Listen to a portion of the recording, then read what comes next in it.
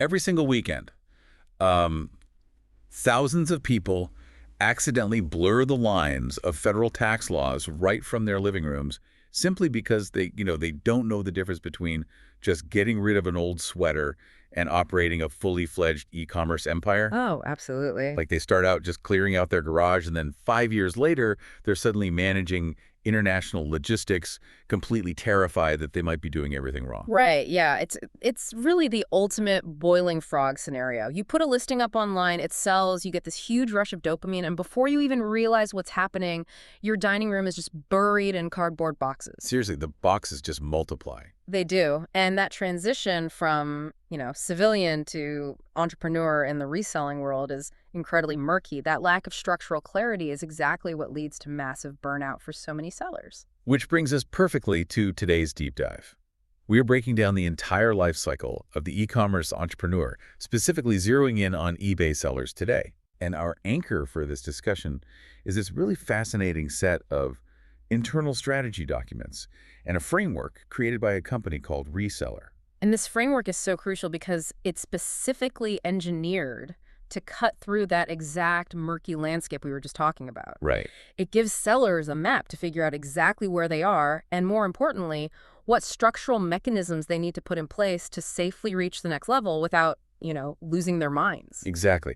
And just to give you, the listener, a little context before we really get into the weeds here, ReSeller is essentially a specialized research tool and a partner service designed to create extreme efficiency for online sellers. A huge amount of efficiency, yeah. Right, because they focus on real-time market data, which helps sellers price items based on the currently listed market, rather than just constantly looking in the rearview mirror at past sales. Which is a huge shift in mindset. It really is. Plus, they have these incredible tools like a page shipping filter, a scatter plot market view, and active protection against intellectual property claims.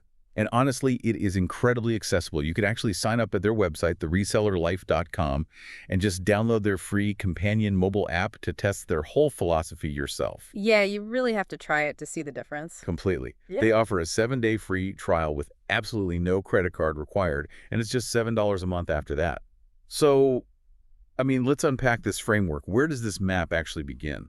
Well, before we even look at the specific stages of growth, we really have to understand the philosophical lens that reseller applies to a business. Okay. They operate on this core principle, which is that breaking down complex reselling topics is 50% important and 50% difficult. Makes sense. Right. So to conquer that difficulty, they use this foundational concept called the point of focus. And this framework insists that you must violently divide your attention into two completely separate entities. Two entities, okay.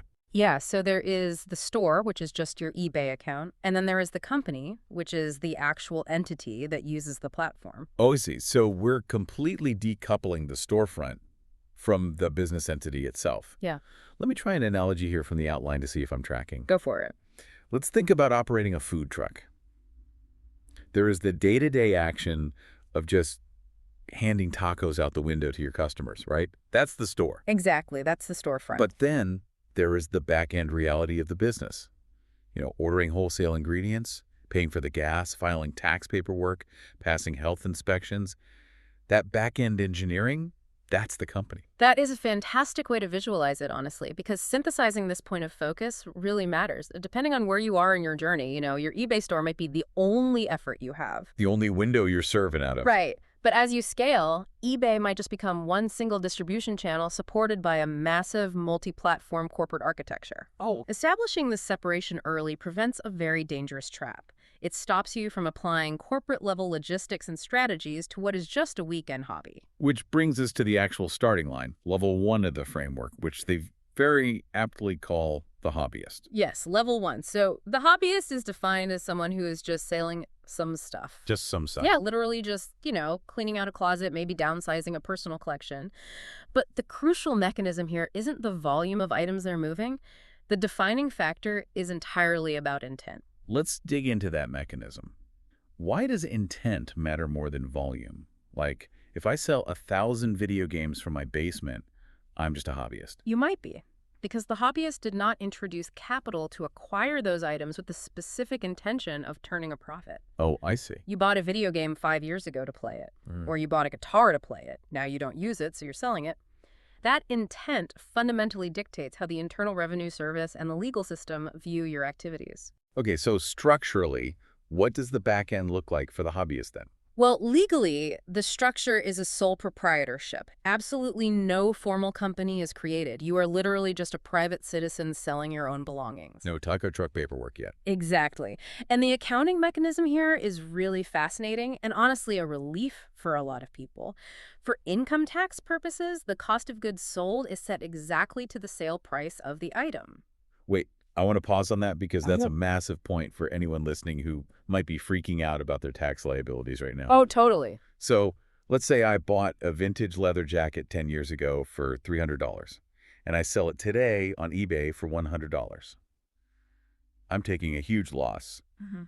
but I don't get to claim a $200 business loss on my taxes, do I? No, you absolutely don't. The Internal Revenue Service does not classify personal depreciation as a business deduction. Got it. Reseller points out that in 99% of hobbyist cases, the seller is taking a financial loss compared to what they originally paid for the item brand new.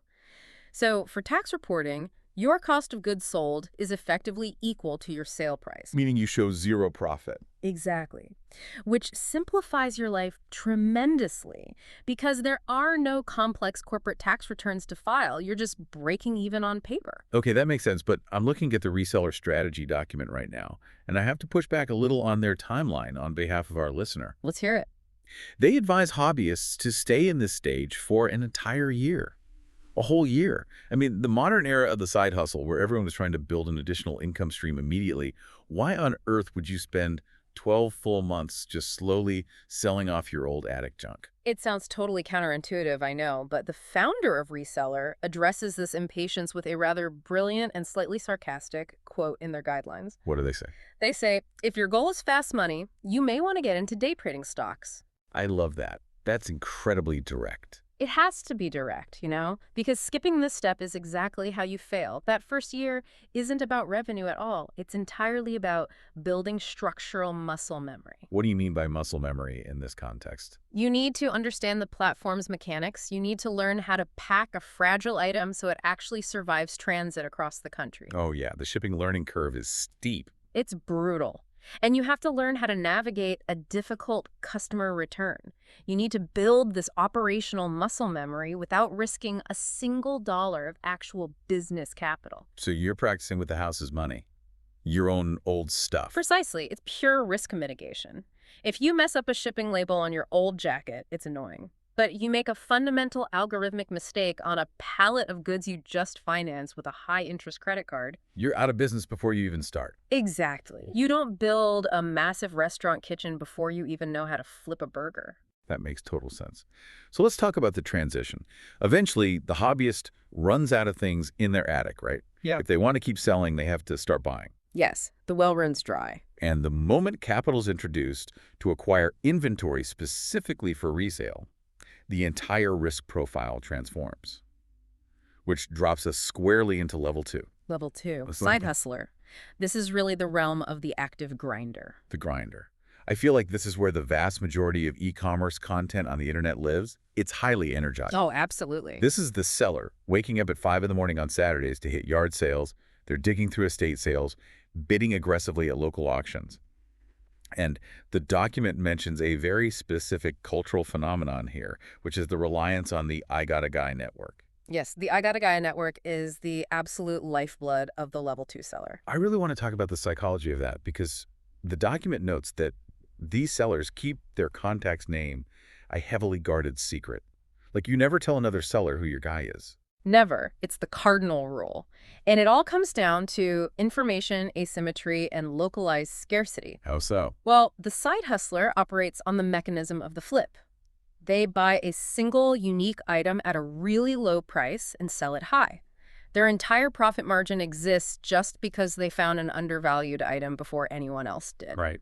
So if you reveal your source, let's say the guy who consistently sells you undervalued vintage electronics out of his garage, you destroy your own localized scarcity. Because your competition swoops in. Exactly. Your competition swoops in, the source realizes their goods are actually worth way more, and your entire arbitrage opportunity vanishes overnight. Wow, that sounds exhausting. You're just constantly guarding your territory. Right. But because the intent has fundamentally shifted to profit-seeking, the back-end engineering has to change too, right?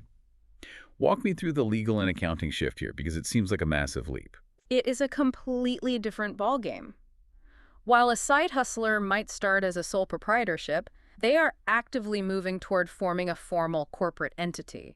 We're talking about a limited liability company, an S corporation, a C corporation, or a formal partnership. Wait, let me challenge that for a second. Let's go back to an analogy.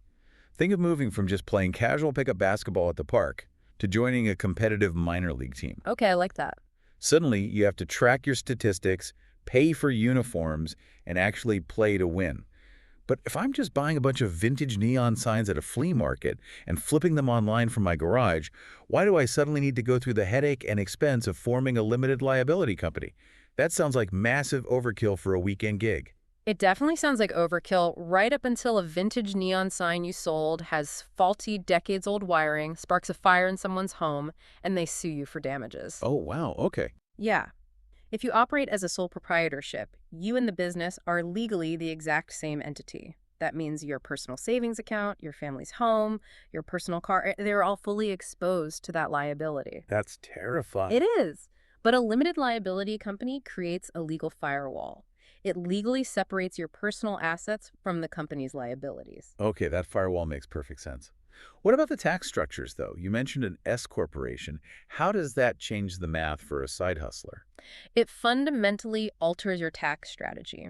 When you operate a sole proprietorship, every single dollar of profit is subject to self-employment tax, which covers things like Medicare and Social Security. And that's a pretty heavy burden. It's huge.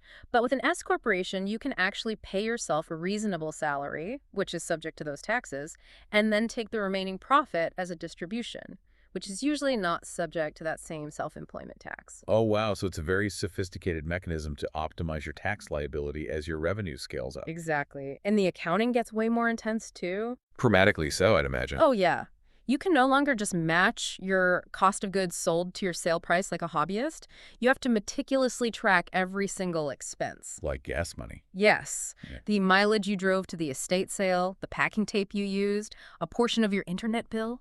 You must accurately calculate your actual cost of goods sold to determine your true profit margins, and you are taking formal business deductions to file a dedicated business tax return. So the side hustler is hustling on both ends. They are grinding for unique inventory out in the wild.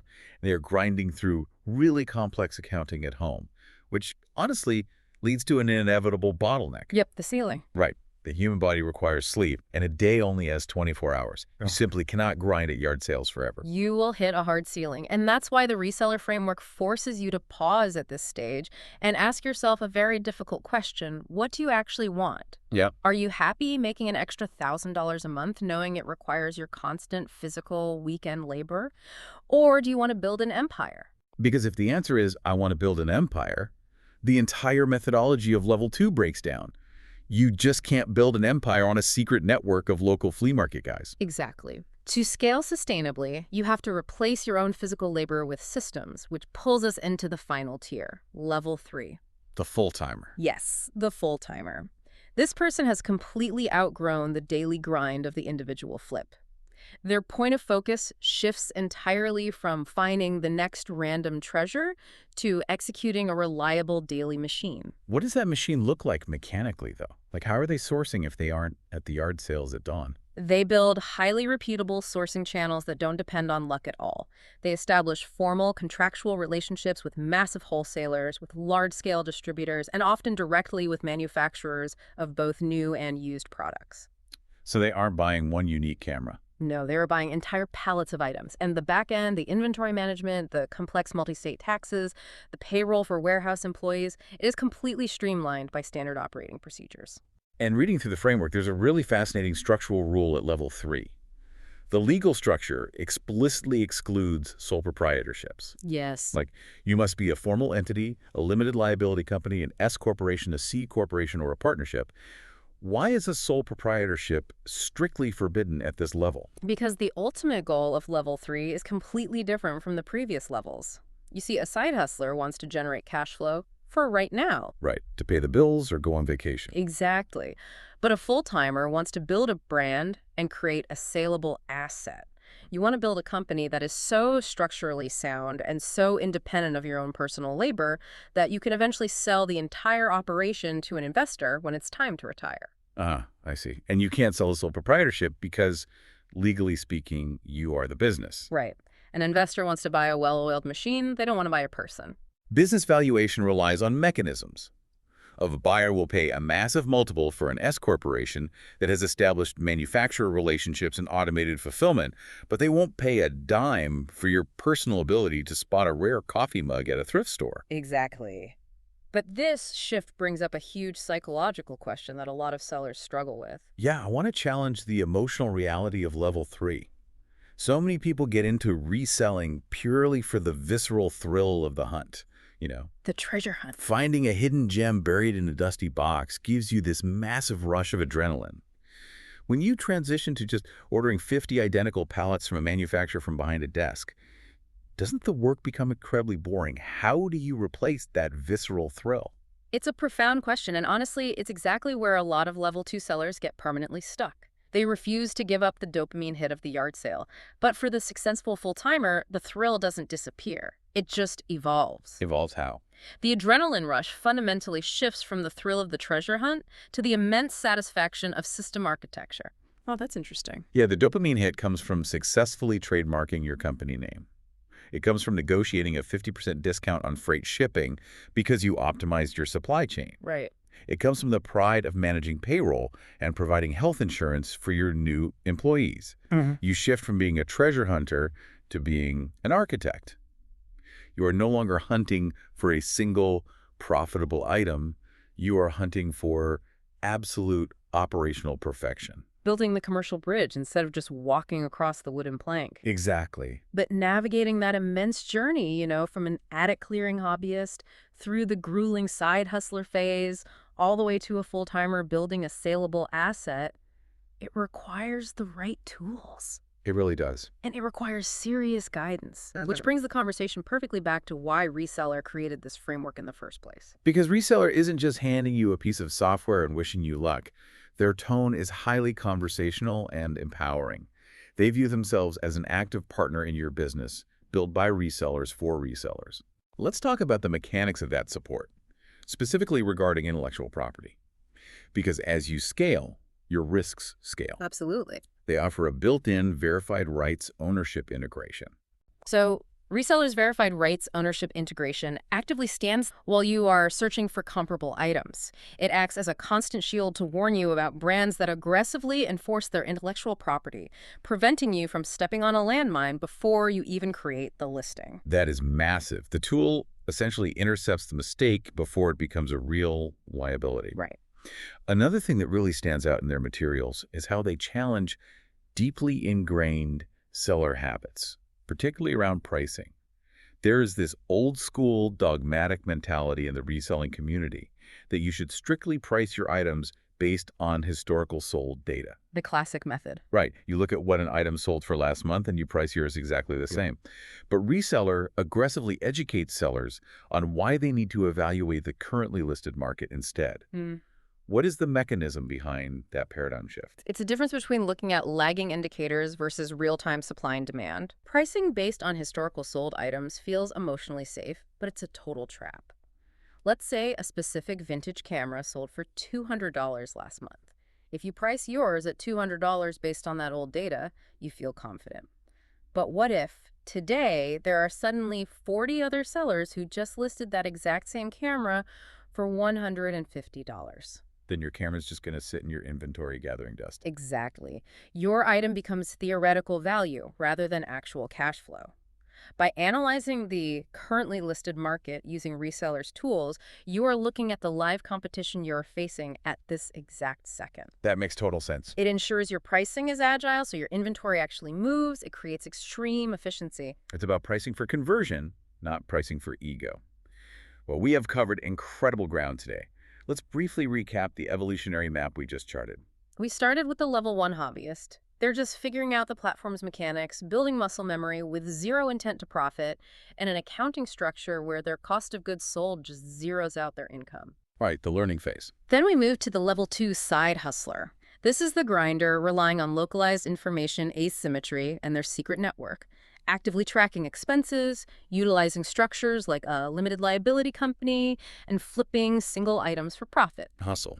And finally, we arrived at the level 3 full-timer, the architect who has moved entirely beyond the single flip to build a repeatable, highly automated machine operating under a formal corporate entity to build a genuinely saleable asset. It's an incredibly clear roadmap for what is usually a very chaotic industry.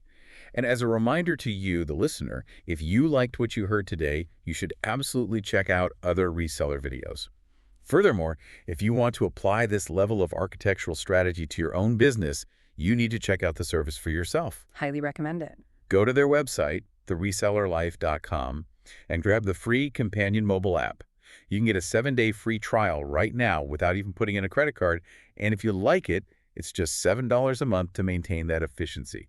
It's really a no-brainer for anyone taking this seriously. Having the right structural partner makes all the difference when you're trying to scale safely. Absolutely.